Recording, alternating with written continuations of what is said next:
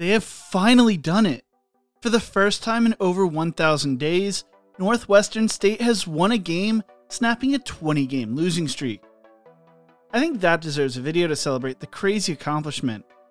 Let's talk about Northwestern State football. But before we get into this, if you enjoy college football content like this, make sure to leave a like and subscribe. Also, let me know who you want me to talk about in future videos in the comments section below. In the previous video I did on Northwestern State back in December, I said this. The struggles towards the end of the season for Northwestern State could be summed up a lot to do with younger players getting playing time at the end of the season. McCorkle said after the HCU game, "We spent the past 4 weeks playing a lot of true freshmen to protect their red shirts and to grow the program. They did not disappoint.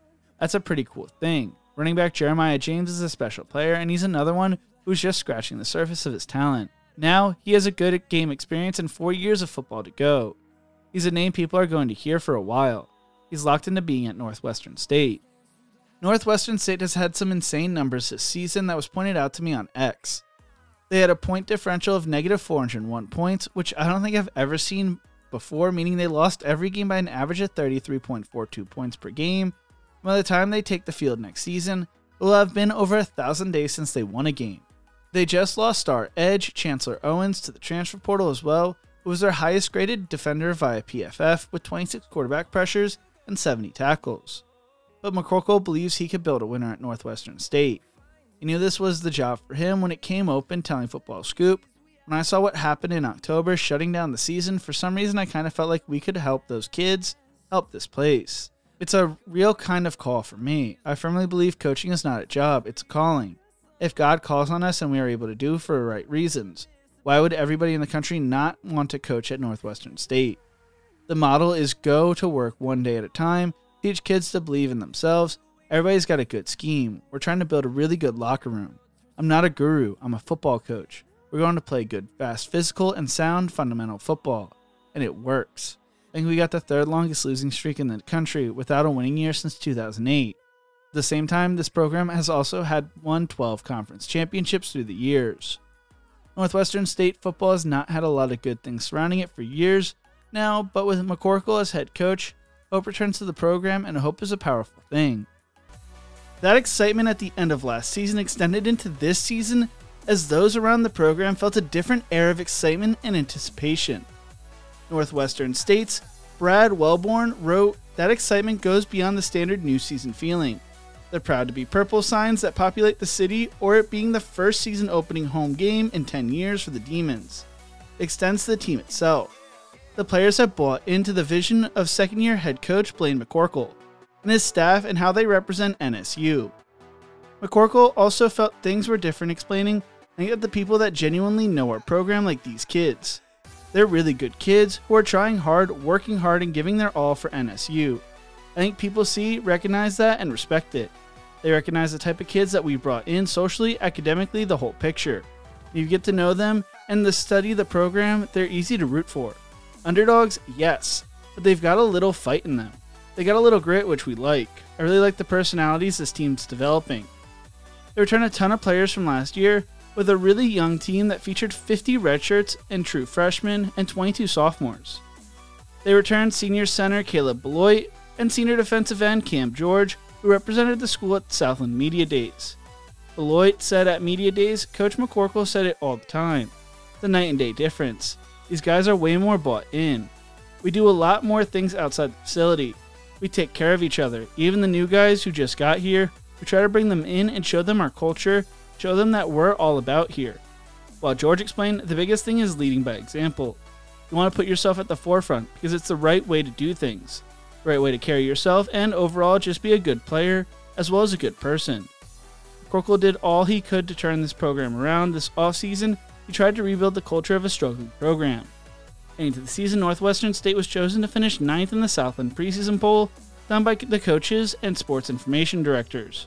According to football analytics expert Bill Connolly's preseason SB+, they ranked as the 329th best college football program in the entire country, which includes all levels in the NCAA. It was notably 9 spots behind the local Division III program Bethel. The Demons would play their season opener against Alcorn State on ESPN+. The players were ready to go as of the game week. Tyler Lewis, a senior defensive lineman, told Wellborn, "We're excited, we're locked in and just ready to go. I know the guys are itching. Guys in the D-line room are itching. The defensive room are itching to go. The offense is hyped up and we're all ready to go do some big things this year." The defensive line was the most experienced unit on the team, with 7 upperclassmen including 4 seniors or graduate students. The roster only includes 20 upperclassmen, including senior captain tight end Ryan Tyler, who said, "Little things make big things happen. Since last spring and all through camp, we're all trying to do the little things right. We truly believe that if we keep doing those things, it's going to come together the way we want them to." The team seemed to buy into McCorkle at practice, as it was being run at a high level going into the season. McCorkle spoke on the team saying, "This day and age of college football and the portal, you can almost throw the opener out the window in what you can try to expect from the team. They've got an outstanding linebacker that is fun to watch on film.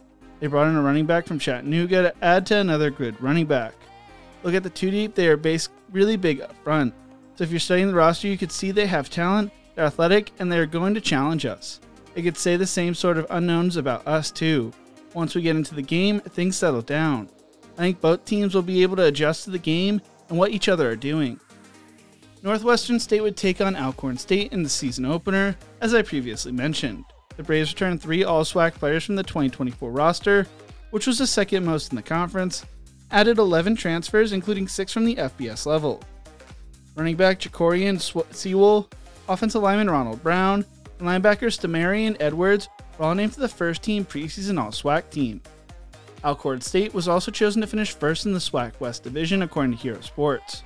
According to the Shreveport Times, during a visit to Shreveport last week, McCorkle admitted that one of the things the team has been practicing was how to celebrate the team's first win in 1,027 days. He knew it would come sooner or later. He wanted his squad to be prepared.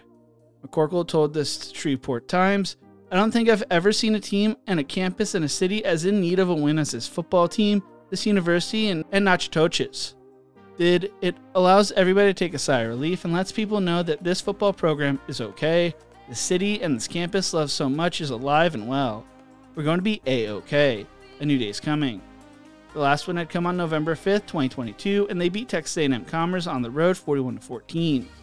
The last home game win was against Nichols on October 1st, 2022, a game they won 36-33. Their season opening drive would be magical as they would score 3 plays into the game.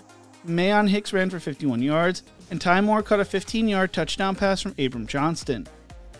Moore should have been the player of the game as he returned a fumble punt snap for a touchdown to go up 13-0. He explained, "I saw it go over the punter's head. I saw 2 guys in front of me. I know he's going to try to punt it out of the back of the end zone. In the back of my mind, I'm thinking, what if he misses the punt? That's exactly what happened. The other guys were too close to him to react to it. So I grabbed it and started stumbling, so I had to do a little flip into the end zone. There would be a lightning delay during the game, and Alcorn State would claw back into it in the third to make it a 13-10 game heading into the fourth quarter.